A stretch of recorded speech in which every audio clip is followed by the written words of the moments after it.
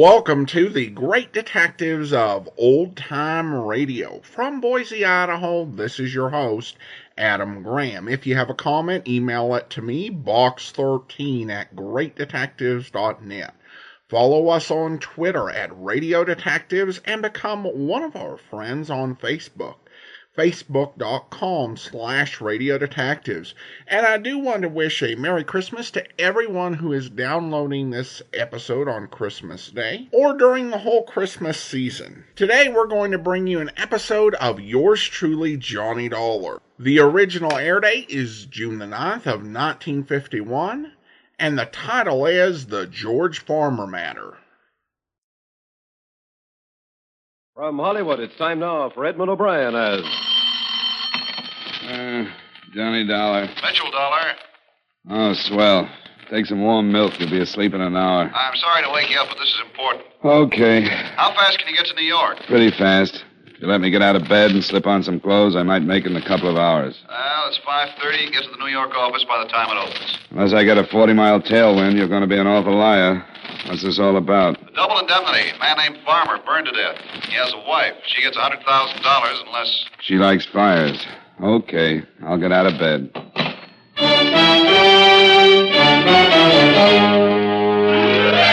Edmund O'Brien in another adventure of the man with the action-packed expense account, America's fabulous freelance insurance investigator. Yours truly, Johnny Dollar.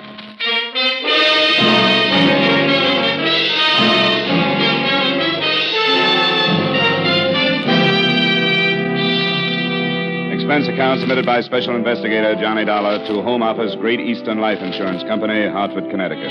The following is an accounting of expenditures during my investigation of the George Farmer matter. Expense account item 1, $5.80 for gas and a cup of coffee between Hartford and your New York office. Oh, come in, Mr. Dollar. Mitchell called me this morning, 5 o'clock, said you'd be here. He called me at 5:30. He must have been very sure you'd take the job. He's familiar with my bank account. Here are the briefs on the case. Mr.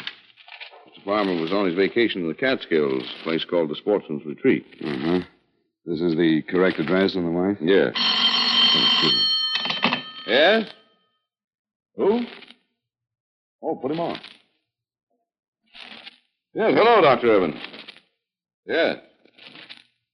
Farmer? George Farmer? Yes, that's right. Our investigator's here now. All right, I'll have him come right over. Sir. This is Dr. William Evans, one of our insurance doctors. He says he has some information on the Farmer case. Oh? He was the one that okayed Farmer for the policy. He's in the Equitable building. You better go on over. He says it's rather important.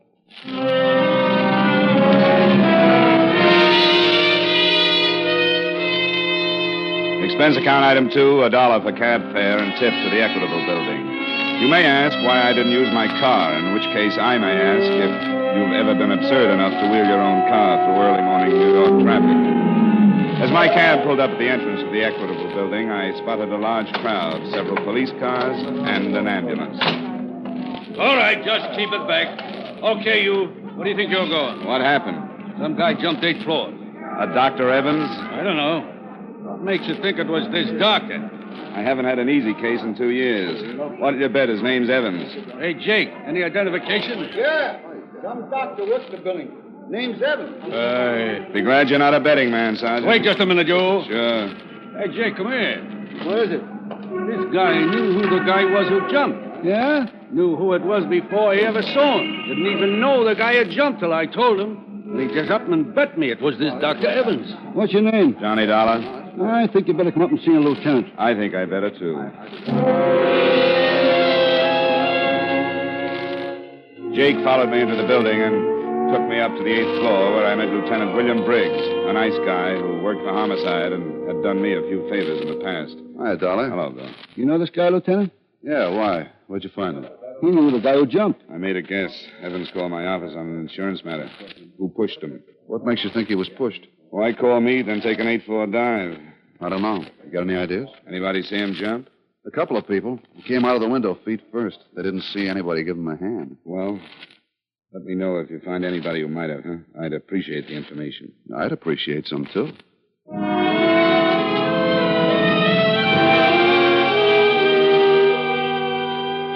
Expense account item 3, $1.50 for another cab to the home of Mrs. George Farmer. On the way over, I tried to put the first pieces together. A man named Farmer burned to death. A doctor named Evans had examined him and had some information. Evans winds up dead on the sidewalk. Answer, maybe Mrs. Farmer had it. Come in, Mr. Dollar. Thank you. It's going to be another hot day. I think everybody should have air conditioning, don't you? Definitely. Just make yourself comfortable. Can I get you something cold? Oh, no, thank you. I'd like to ask you some questions, Mrs. Farmer. About my husband's death? Yes. I've already talked to Mr. Arthur from your office, and I've told the police everything I know. Do you know Dr. Evans? Dr. Evans? No. No, I don't know any Dr. Evans. Your husband never mentioned him. No. What's he got to do with my husband? He examined him for his policy. Do you know who sold your husband his policy? I thought you were from the company. Late hunch. Thought you might save me the trouble of checking. No, I don't remember who sold him the policy. All right, Mrs. Farmer. Thank you very much. Is that all? Yes, Mrs. Farmer. That's all for now.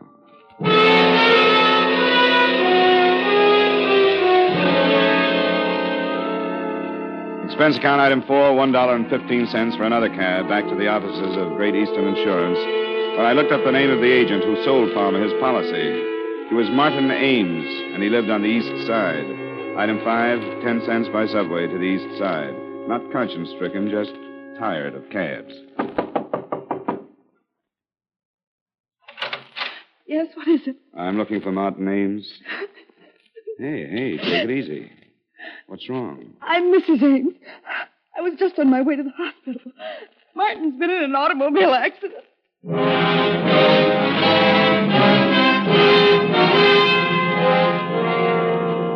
Expense account item 6, $8 for a cab. Fast and necessary. $3 for the necessary, $5 for the tip to make it fast. Nurse? Yes? I'm Mrs. Ames. I was told my husband... Oh, yes, Mrs. Ames, if you'll just have a seat. Who's in charge of the case? Dr. Gerson, I'll call him. But I want to see my husband. Can't I see him? You'll have to see Dr. Gerson first. But I want to know how serious it is. I should be with my husband if it's If serious. you'll just be patient for a moment, I'll get Dr. Tully. Come on, Mrs. Ames. Let's sit down over here. Come on. Now, just try and take it easy. Everything's going to be all right, believe me. Dr. Gerson, third floor reception. Dr. Gerson, third floor reception, please. Hello, darling. Oh, hello, Bill. Dr. Gerson. No, this is Lieutenant Briggs, Mrs. Ames. Police officer. Just a friend. Nothing about my husband. No, Dr. Gerson's the man you want to see. Can I talk with you, darling? Yeah, sure. You'll excuse me, Mrs. Ames? Yes, of course. You'll be all right? I'll be all right. Okay, Lieutenant. This is far enough. About her husband? Yeah. Died 5 minutes ago. Accident? Hit and run. Before he died, he told us a car ran him off the road. He went down a 20-foot embankment and right into a cement retaining wall. Wall stopped him from going any further, but it broke his neck. Any lead on the other car? Lonely stretch of road. No one else saw it, and it happened too fast for Ames to see much. One of your company salesmen, wasn't he? Yeah. Oh, there's Dr. Gerson. I don't envy him.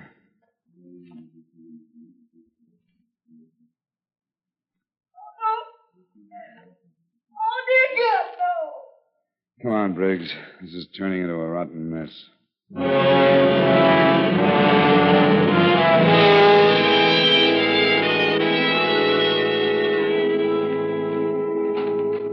Yes? Oh, Good afternoon, Mrs. Farmer. This is Lieutenant Briggs. more questions? Afraid so. Come in. Sit down. Thank you. Mrs. Farmer, 2 men have been killed today. Both of them knew your husband.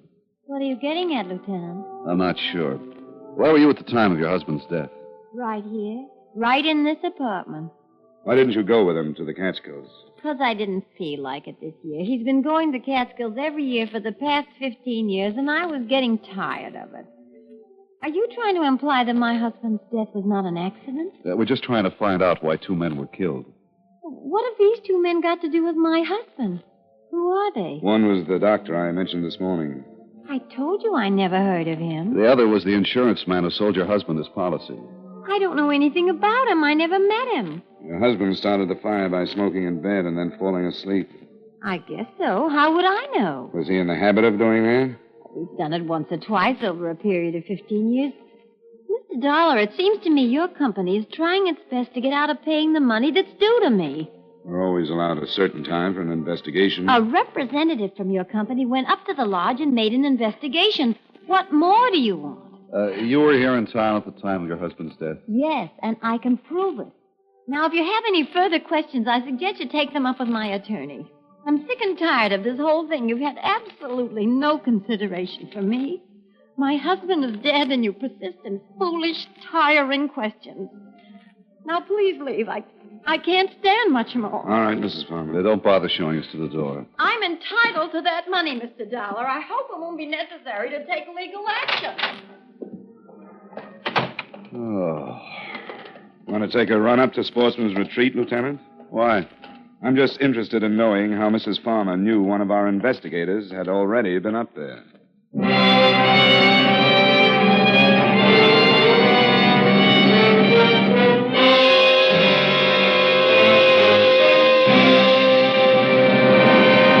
We will return you to the second act of yours truly, Johnny Dollar, in just a moment.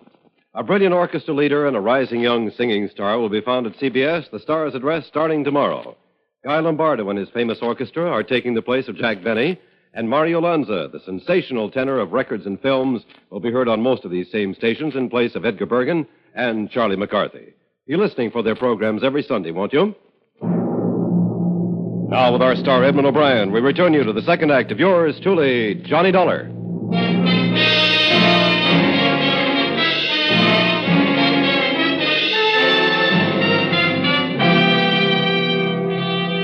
Briggs and I climbed into the squad car and started the long drive to the Catskills. Around 7 in the morning, we turned off the main highway and onto a dirt road. A sign reading Sportsman's Retreat, 2 miles, pointed the way, and 20 minutes later, we were pulling up in front of the main lodge. Oh, I got a stiff neck. Man coming out of the lodge. Well, morning. Good morning. Well, I suppose you could... Oh, police car, huh? Yeah, I'm Lieutenant Briggs. This is Mr. Dollar. Oh, Mr. Dwell. Howdy. You up here about Mr. Farmer's death? Yeah, unofficially. You run the place? Well, yes, I'm the foreman. My name's Pop Sloan. Everybody just calls me Pop. We thought we'd stay a while, Pop. Can you put us up? Why, sure. How long you figure on being around? Not long. Well, come on in. Come in. Breakfast was an hour ago. If you're hungry, I can have the cook rustle up some old any bacon and eggs. Anything. Oh, sounds good. Many people staying here, Pop? Oh, about 14. 14. The same crowd comes up every year. It's sort of a club, you might call it. How many years did George Farmer come up? Oh, about the last, 15 years, I guess. Who owns the place? Mr. Phillips. He ain't here now. He phoned and said he'd be in sometime this afternoon. Say, how come you fellas are interested in Mr. Farmer's death? We had the sheriff investigate. Some insurance fellow was up here for 3 days. You're a little late, ain't you? Well, there are a few things we haven't cleared up, Pop. Sure appreciate some help. Well, yeah, I'll give you all the help I can. I'll go get some breakfast for you, and then we can gab a while, eh? Pop went back to the kitchen, and we relaxed in a couple of big leather chairs in front of a large window that looked out on a row of cabins. Now, that last cabin must have been Farmer's.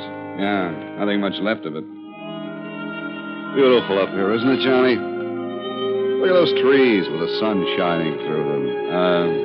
Lieutenant. Yeah? Your soul is showing.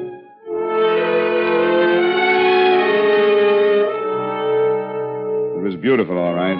The cabin stood in a clearing, fronted by well-kept paths and backed by tall trees. Pop came in with enough bacon and eggs to feed a platoon of tapeworms, and we talked. Hey, where is everybody, Pop? Oh, out fishing. We get up about 4. It's about 4:30 around here. Many of the men bring their wives? Bring their wives. Well, some of them. The farmer used to bring his up every year. He was the most beautiful, fine-looking woman, Mrs. Farmer. Didn't come up this year, though. It's too bad, too. Oh, really? Why? Why, I might have saved him. Maybe if she'd have been here, she might have caught him with a cigarette before he went to sleep. Well, who discovered the fire? Who did? Well, we all saw it, but it was too late. The time we got there, the whole place was burning. By the time we got the hoses going, there wasn't much left. You say you all saw it? Where were you? Where were we? Why, we was up the Willow Peak cooking out. It's about 3 miles from camp. See it right from here. You see it? There's that tall peak there to the left. To the left. There's those trees. Yeah. How come Farmer didn't go along? Oh, I don't know. He never went on many hikes. He had trouble with his legs. Anyone stay here in the camp besides Farmer? No. Everybody was up at Willow Peak. Who examined the body? Why, Doc, Combs from Evanston come up and looked at the body. Where is Evanston? Well, Evanston is about 50 miles east. But if you want to talk to the doc, you'll have to wait until he comes in from fishing. He's up here now? Yeah, he come up last night. He's going to stay a week fishing. Huh? Well, good morning, Mr. Phillips. Didn't you expect you till this afternoon? This is Mr. Phillips, the owner. How are you? Hello. Some more police fellows, Mr. Phillips. Oh, about Mr. Farmer's death? Johnny Dollar. Yeah, I'm an insurance investigator. This is Lieutenant Briggs. He's the policeman. Well, I thought you both... I've got some bags in the car, Pop. Would you get them, please? Would you get... Well, yeah, sure. We just wanted to ask a couple of questions, Mr. Phillips. Oh, I thought the authorities were satisfied. Where were you when the accident occurred, Mr. Phillips? Well, I was on my way here from the city. I arrived about an hour later. You live in the city? I have a house there. I divide my time between there and the lodge. Tell us something about Farmer, Mr. Phillips. What kind of a man was he? You fellas want any more breakfast? No, thanks, Pop. Go ahead, Mr. Phillips. Well, there really isn't much to tell. Farmer was a nice sort of guy, quiet. Do you have any trouble with him smoking in bed before? Several times. Nearly started a fire 2 years ago. Wouldn't that make you watch him a little more closely? His wife came up with him every year, but this one, she was usually near enough to prevent any trouble. Isn't your company satisfied, Mr. Dollar? Routine. How long did Farmer usually stay here? Oh, a week, 10 days. However long his vacation lasted. He was in the advertising business, wasn't he? Yeah, I believe so. How much did it cost him to come up here every year? Oh, anywhere from $200 to $300. He was tight as the devil, known for it. This was the only luxury he allowed himself. He'd tell everyone he'd save all year just to come up here and relax for a week. Lieutenant, Mr. Dollar, here comes Doc Holmes. What's got a limit? You interested in talking to the doctor? Yeah, Pop tells us he was the one who examined the body. Hey, what did you get, Doc? Hi, Pop. Got my limit. Well, good for you. Come on over here. A couple of fellas want to talk to you. Well, how are you, Phil? Pop said you weren't due in till this afternoon. I'm fine, Doc. This is Lieutenant Briggs and Mr. Dollar. How are you, Doctor? Police? Him. The other's an insurance investigator. I want to ask you a few questions. Clear up a few things about George Farmer getting burned to death. All right. Thanks, Pop. Well, hey, How about having a cook clean up those fish, Pop? The fish? Well, all right, sure. I don't think I could tell you much more than I've already told the sheriff. Did you know George Farmer prior to his death? Yes. Over a period of 10 years. Did you identify the body? Well, not at first. It was pretty badly burned. Not at first. Well, how were you able to identify it later? Well, when they told me that George had a broken wrist, I found the broken section of bone and identified it. Broken wrist? Yes, Mr. Dollar. When George arrived, his lower arm was in a cast. He told us that he'd broken his wrist the week before. What day did he arrive? Tuesday of last week. Which wrist was broken? The right one. Would you say he could move his fingers well enough to write? Depends on how recent the accident. What are you getting at, Dollar? Do either of you know where Farmer had his wrist treated? No. Dollar, would you mind letting me know? Briggs, can you call the precinct, have a man check, and find out where Farmer had that wrist treated? Sure, but I don't see why. George Farmer had to sign that insurance policy, didn't he? Well, he could have done it with his left hand. Go find out when he broke that wrist. And I think I can show you that George Farmer was murdered. Murdered?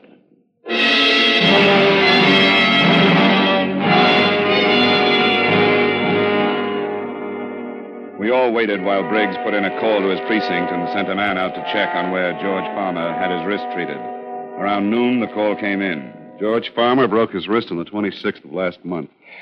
That tears it. Was treated at the Olive Hospital 3 weeks ago. Stayed one night at the hospital and went home. What date did he arrive here, Mr. Phillips? About the 4th. 2 weeks after the accident. He died on the 11th. That's right. Been here about a week.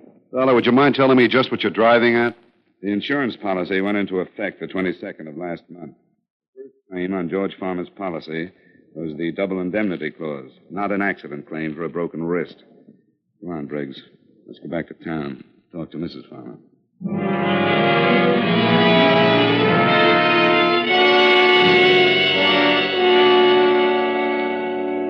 right. What is it this time? We'd better talk about it inside. I promise you, Mr. Dollar, if you continue... We're coming in. Why? Well, all right. We think your husband was murdered. Murdered?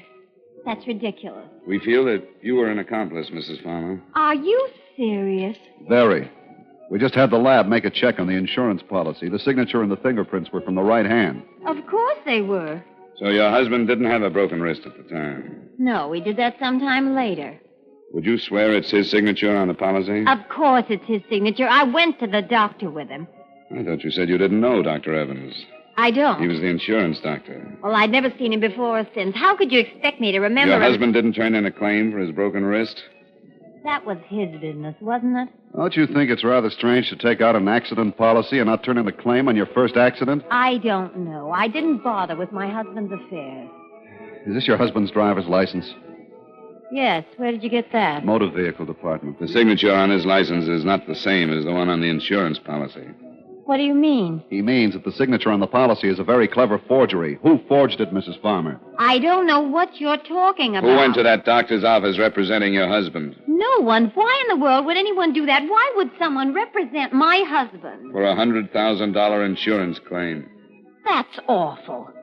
Get out of here. That's not true. I'll sue you for saying that. Your husband wouldn't take out a large policy on himself, so with someone's help, you took one out for him and planned his death. Who was in on it with you? Who killed your husband up at the lodge? Get out!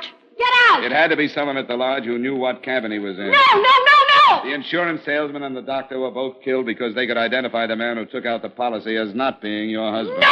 Your husband was going to take this trip, so you planned his death and stayed home for an alibi. A man killed the doctor and the insurance agent. Someone strong enough to run a car off the road and lift an unconscious man out of a window feet first. Who killed him, Mrs. Farmer? I did. Phil! Good evening, Mr. Phillips. Why did you come out? Why didn't you stay in the other room? They'd have worn you down sooner or later. The car's in the back. Hurry up. You did some fast driving. Left the lodge right after you did. Go on, Lorna. All right. Stay right where you are, Mrs. Farmer. I don't think you're in any position to be giving orders, Lieutenant. Sure he is. We expected you. Told you where we were going, gave you enough time to get here. And what are you going to do about it? Take you. Phil! Forgetting my gun. You're forgetting ours. Think you can shoot both of us before we get them out? I can try. Then try. Phil, no! Get out of the way!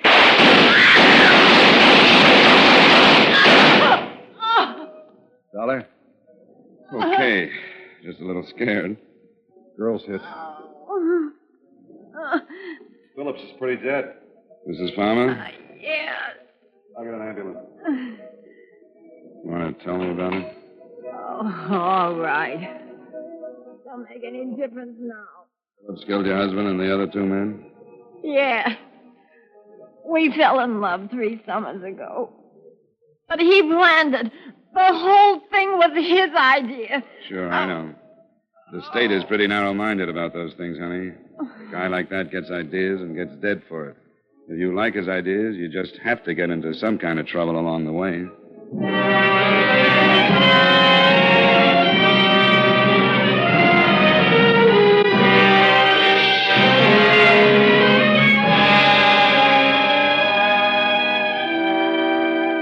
Expense account item 6, $11. Dinner for 2. The good Lieutenant Briggs deserved all the stroganoff he ate. Item 7, $5.10 for gas back to Hartford. Expense account total, $33.65. Remarks? Mrs. Farmer will probably get second degree for complicity. Great Eastern can cancel payment in accordance with the specifications set forth in said policy. Additional item, 12 hours good solid sleep for yours truly, Johnny Dollar.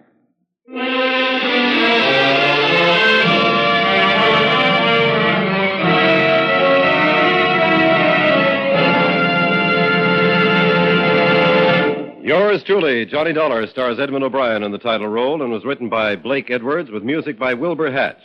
Edmund O'Brien can soon be seen in the Paramount Pictures production, Warpath. Featured in tonight's cast were Hy Averback, John McIntyre, Herb Butterfield, Harry Lang, Jeanette Nolan, and Virginia Gregg. Yours truly, Johnny Dollar, is produced and directed by Jaime Del Valle. This is Dick Cutting inviting you to join us next week at this time when Edmund O'Brien returns as... Yours truly, Johnny Dollar.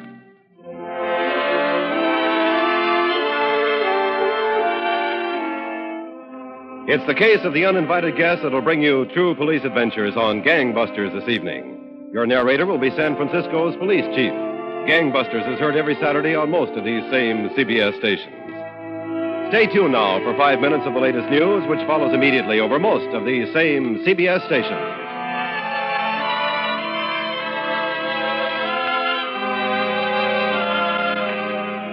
This is CBS, where you meet adventure with Charlie Wilde. Sunday is the Columbia Broadcasting System.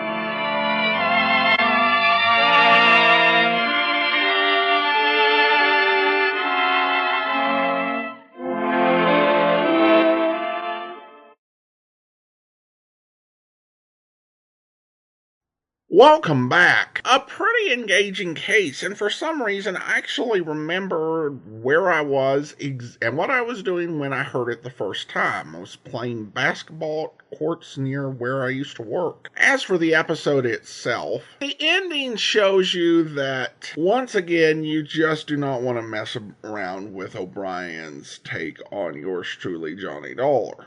As he showed that if you do push him, it's not going to go well. Beyond Johnny's just general toughness, I think I can understand why he decided to really draw a line on this. Because the killer really was cold-blooded. In order to get this insurance payoff, he'd already committed 3 murders. And if he got out on the loose, he wouldn't hesitate to put other people in danger or kill other people in order to avoid capture. And this may have been the easiest way to take him if it came down to a gunfight. And of course we know it was a happy ending for Johnny with 12 hours of sleep. That sounds really marvelous. Have I gotten to that age where I admire the length that some people sleep? Yep, that age. Now, if you wanted something more festive, and you've already listened to all of the Christmas programs we brought you this week, you can also go to christmasfeed.greatdetectives.net and go ahead and have a listen to any of the Christmas episodes we've done throughout the 11 years plus we've been doing the Great Detectives of Old Time Radio. So check that out at christmasfeed.greatdetectives.net. And I want to go ahead and thank our Patreon supporter of the day. Thank you to John. John has been one of our Patreon supporters since September 2016, currently supporting us at the Shamus level of $4 or more per month. Thanks so much for your support, John. Well, that will do it for today. Join us back here tomorrow for Under Arrest. Next week, we will be on vacation, but we'll be digging into the archives to bring you a Great Detective encore presentation. If you do go off just the Johnny Dollar feed, there won't be any episode at all next week. But we will be back in 2 weeks and continue our journey with Evan O'Brien as yours truly, Johnny Dollar. In the meantime, send your comments to box13@greatdetectives.net. Follow us on Twitter at Radio Detectives and become one of our friends on Facebook, facebook.com/Radio Detectives. From Boise, Idaho, this is your host, Adam Graham, signing off.